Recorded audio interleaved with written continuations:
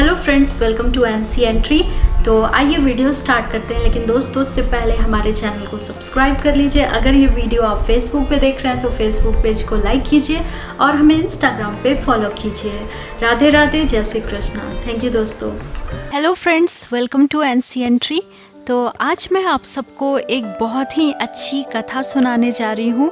भगवान की देव उठनी एकादशी जो है वो आज है, और ये एकादशी जो होती है ये कार्तिक मास में आती है और देव दीपावली से पहले ये मनाया जाता है।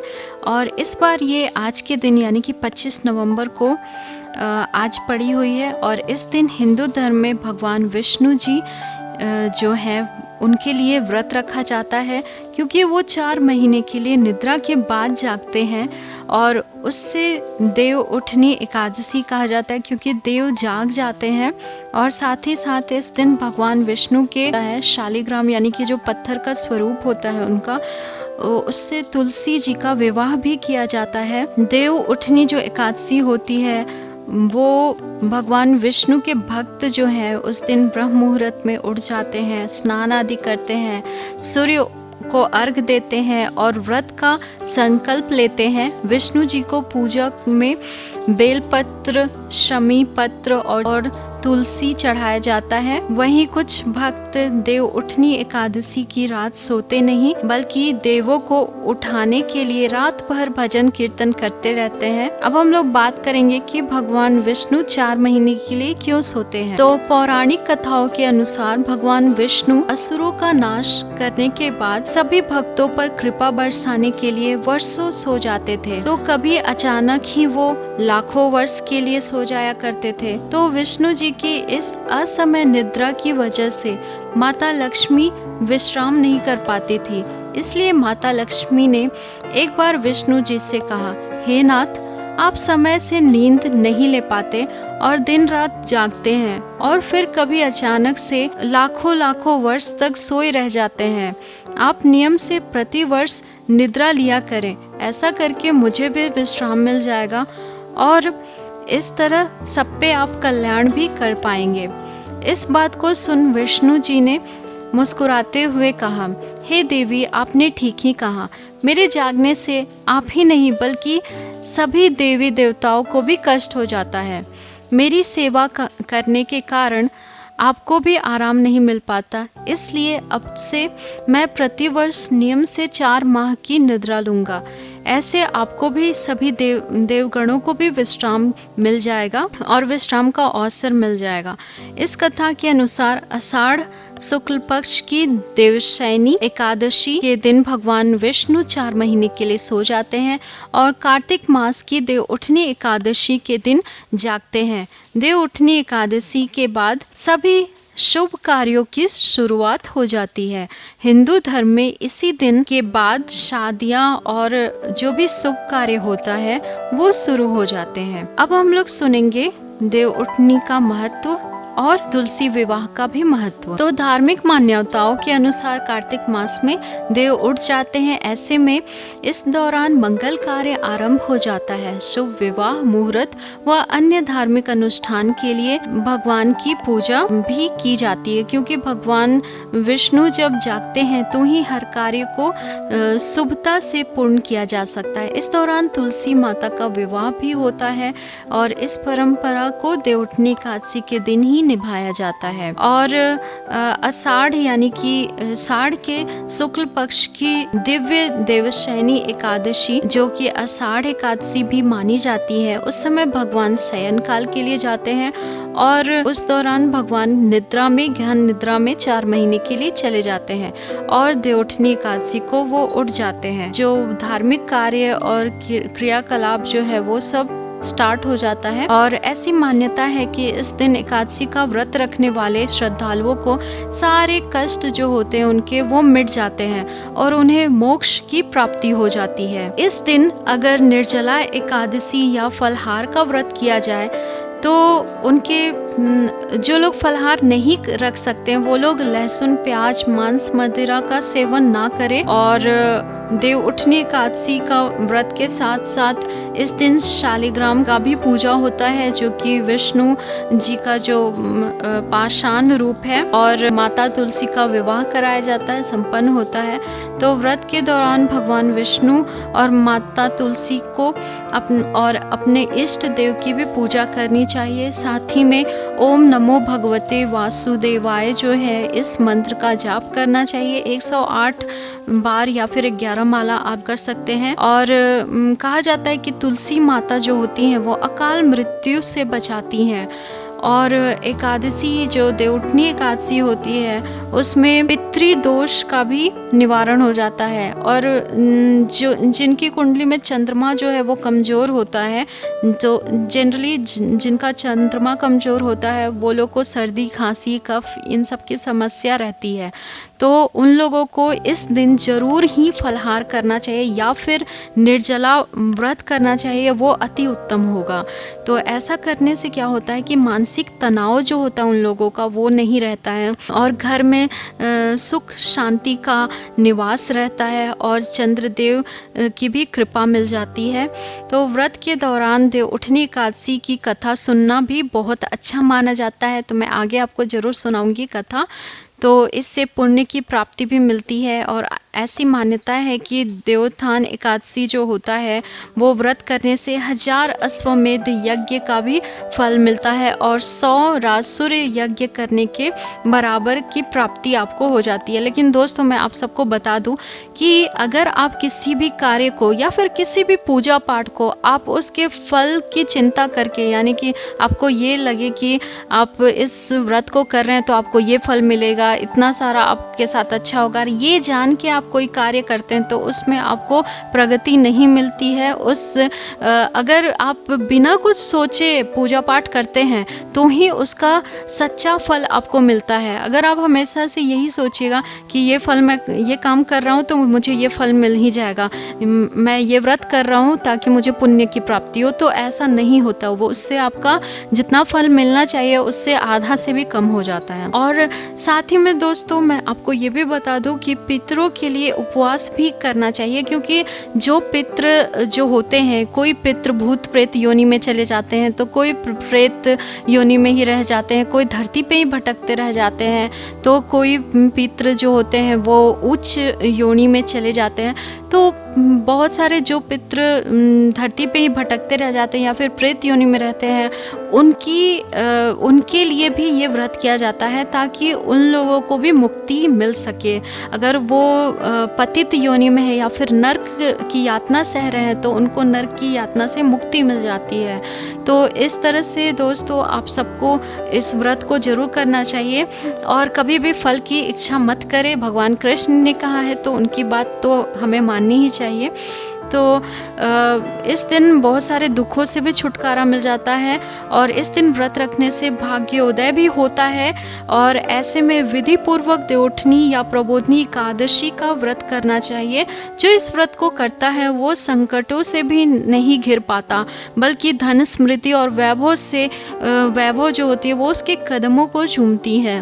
और तुलसी माता का भी बहुत सारा मैं आपको आगे बताऊंगी। वैसे फिलहाल इतना बता दूं कि तुलसी माता को घर में रखने से कोई भी वास्तु दोष अगर आपका रहता है घर में तो वो मिट जाता है। तुलसी माता इतनी ज़्यादा पावरफुल हैं कि वो आपके घर में रहती हैं तो आपको कितना कुछ संकटों से ऐसे ही उबार देती हैं। लेकिन ये भी कहा जाता है कि जो लोग तुलसी माता को पूजते हैं वो मांस मदिरा का सेवन ना करें।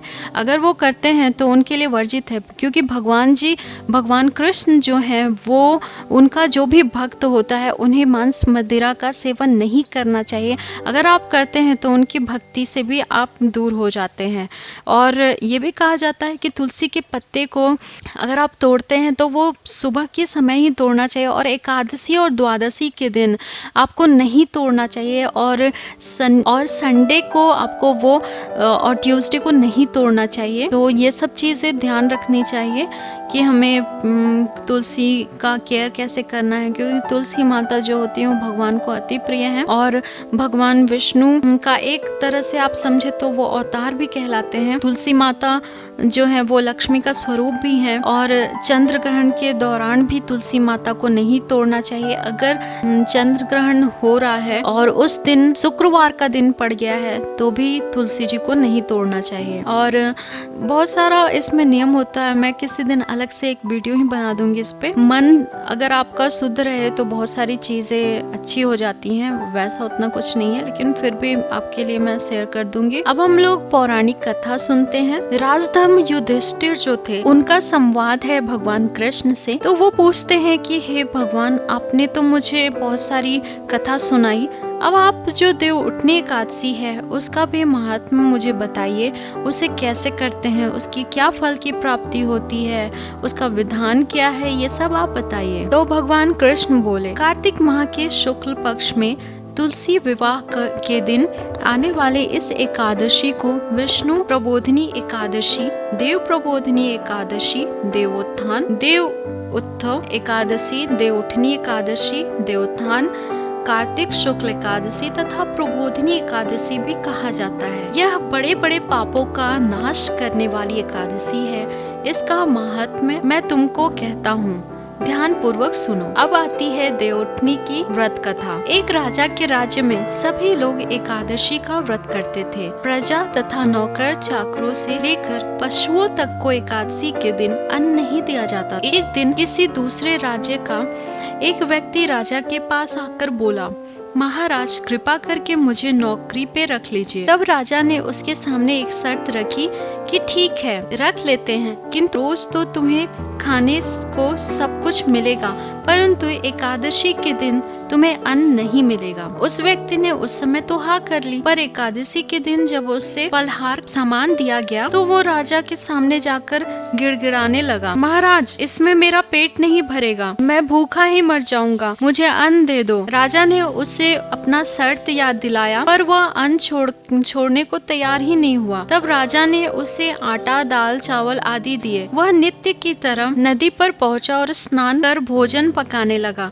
तब भोजन बन गया तो उसने भगवान को बुलाना शुरू किया और कहा कि हे भगवान आओ भोजन कर लो, हे भगवान आके भोजन कर लो। उसके बुलाने पर पीताम्बर धारण करके भगवान चतुर्भुज रूप में आकर पधारे और उसके साथ प्रेम पूर्वक भोजन करने लगे।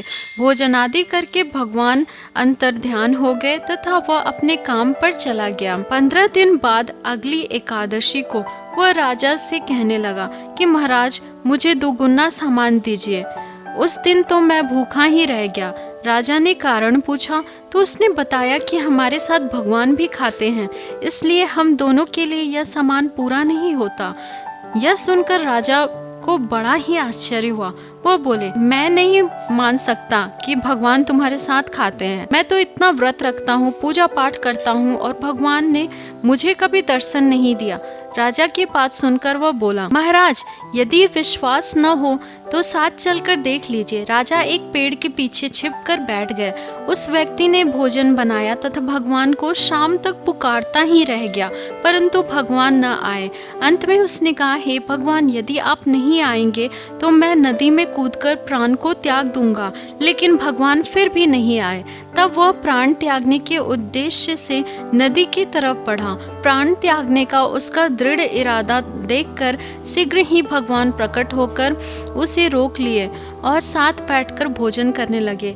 खा पीकर वे उसे अपने साथ ही अपने लोक को ले गए। यह देख राजा ने सोचा कि व्रत उपवास से तब तक कोई फायदा नहीं है जब तक कि हमारा मन शुद्ध ना हो। इससे राजा को ज्ञान मिला, वह भी मन से व्रत उपवास करने लगा और अंत में भगवान के लोक को प्राप्त हुआ। तो इस तरह से पहली जो व्रत कथा है वो संपूर्ण होती है। अब हम लोग दूसरी व्रत कथा सुनेंगे। तो एक राजा था, उसके राज्य में प्रजा सुखी थी। एकादशी को कोई भी अन्न नहीं खाता था। दोस्तों यहाँ पे आपने बहुत बार सुना होगा कि एकादशी के दिन लोग अन्न नहीं खाते हैं।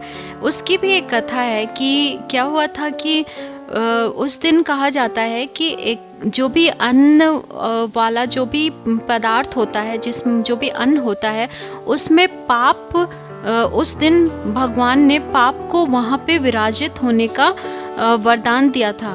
क्योंकि जब कोई पाप करेगा ही नहीं तो फिर उन लोगों पाप को भी ऐसा लगा कि फिर मेरा क्या वैल्यू रह जाएगा। तो भगवान विष्णु ने उन सबको वरदान दिया कि ठीक है, सबको एकादशी के दिन जो भी अन्न को खाएगा उसमें पाप को वो भोगेगा, क्योंकि अन्न जो है वो उस दिन पाप ग्रहण कर लेता है। तो इसलिए हर जगह यही लिखा हुआ है कि अन्न नहीं खाया जाता।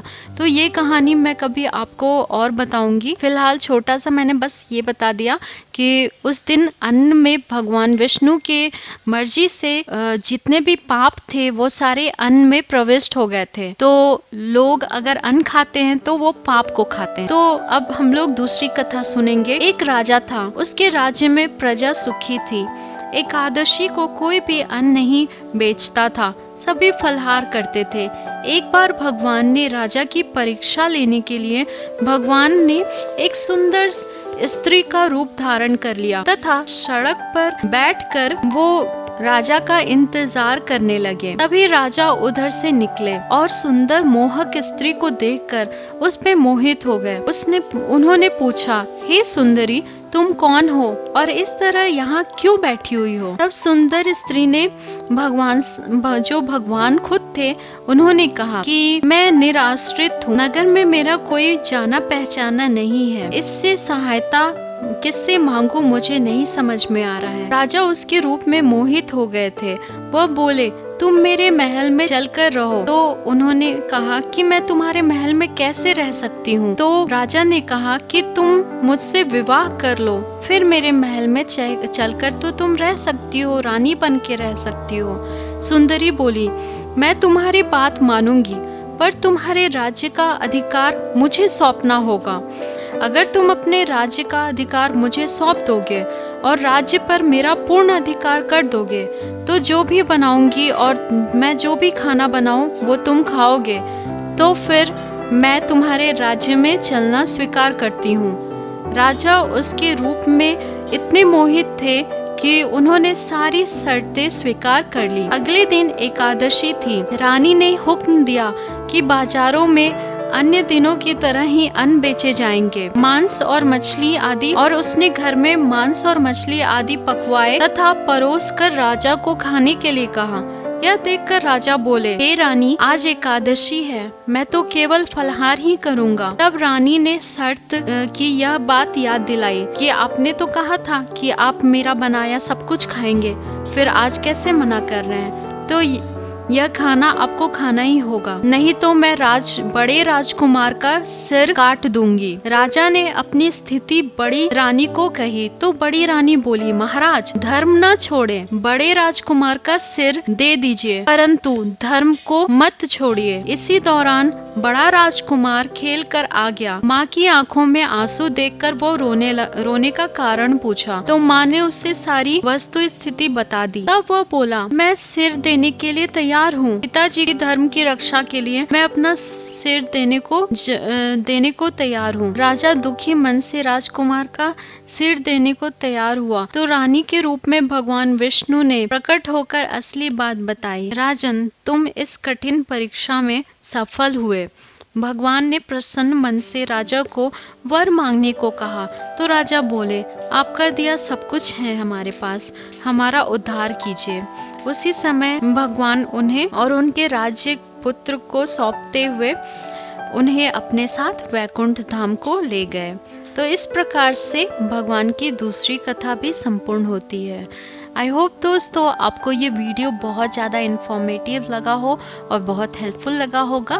मिलते हैं अगले वीडियो में। राधे राधे, जय Shri Krishna. Thank you friends.